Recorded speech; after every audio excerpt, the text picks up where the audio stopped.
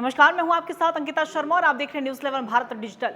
देखिए, एक बड़ी खबर निकलकर सामने आई कोलकाता के भवानीपुर से, और वो ये खबर है कि जो खेला होवे का जो बयान हमेशा ममता बनर्जी दिया करती थी, आज उनके साथ ही खेला हो गया। यानी कि भवानीपुर से 15,000 के ज्यादा वोटों के अंतर से ममता बनर्जी को करारी हार का सामना करना पड़ा। यानी कि शुभेंदु अधिकारी ने जो लगातार जो बयान दिए थे चुनाव के दौरान कि जहां से भी दीदी लड़ेंगी वहां जाकर वहां से भी वो भी लड़ेंगे और वहां से उन्हें हराएंगे, और वही एक बार सच्चाई सामने आई है, वही सच होता हुआ भी नजर आया और शुभेंदु अधिकारी ने ममता बनर्जी को एक बड़े अंतर से हराया है। लेकिन सुबह के आंकड़ों की अगर हम बात कर ले तो सुबह के आंकड़े जब सामने आ रहे थे, जो रुझान सामने आ रहे थे, उसमें भी ममता बनर्जी काफी ज्यादा वोटों के अंतर से शुभेंदु अधिकारी से लगातार आगे चल रही थी। लेकिन धीरे धीरे जैसे जैसे शाम ढलता है, उसके बाद जब 16वें राउंड की काउंटिंग शुरू होती है, उसके बाद जो ये डिफरेंस है वो समझ में आता है और ममता बनर्जी भवानीपुर से यानी कि अपनी भी सीट नहीं बचा पाई है। और शुभेंदु अधिकारी की जब बात हुई तो शुभेंदु अधिकारी लगातार नंदीग्राम से भी जीते हैं,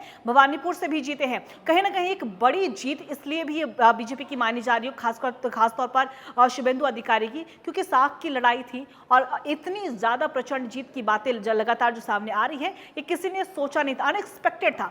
क्योंकि 160 और 165 का आकलन जरूर किया गया था, लेकिन 190 के पार बीजेपी बंगाल में सरकार बनाती हुई नजर आए। एक प्रचंड जीत 2021 के बाद, क्योंकि लगातार शून्य पर ही बीजेपी आउट होती हुई नजर आती थी। 2016 में 3 सीटें आई थी, 2021 में 77 सीटों पर सिमटी थी बीजेपी। लेकिन जब 2026 की बात हो रही है तब 190 के पार नजर आई। कई सारे फैक्टर है, चाहे एंटी इनकम्बेंसी की बात कर ले, ध्रुवीकरण की बात कर ले, वायलेंस की बात कर ले, भ्रष्टाचार की बात कर ले, इन तमाम नीतियों के साथ, इन तमाम दावे और वादे के साथ बीजेपी मैदान में उतरी थी और बीजेपी ने यह साबित कर दिया कि क्यों वो इतनी बड़ी पार्टी कहलाती है। बिहार विधानसभा चुनाव के बाद एक संकेत दिया गया था प्रधानमंत्री नरेंद्र मोदी की ओर से कि बंगाल के जो गंगा नदी की जो धार है वो बिहार के रास्ते बंगाल जाती है। कहीं ना कहीं संकेत था कार्यकर्ताओं को कि अभी से ही जुट जाइए, वहां पे डटना है हमें, और वो डटकर दिखाया है उनके कार्यकर्ता ने। प्रधानमंत्री नरेंद्र मोदी ने कार्यकर्ताओं का भी आभार जताया।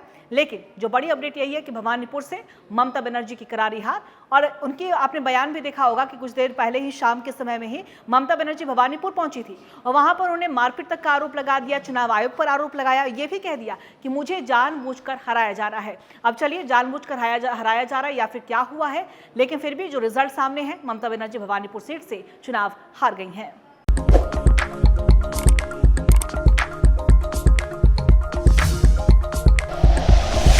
Like and share videos, subscribe करें हमारा चैनल और प्रेस करें बेल आइकॉन। न्यूज़ 11 भारत, सच है तो दिखेगा।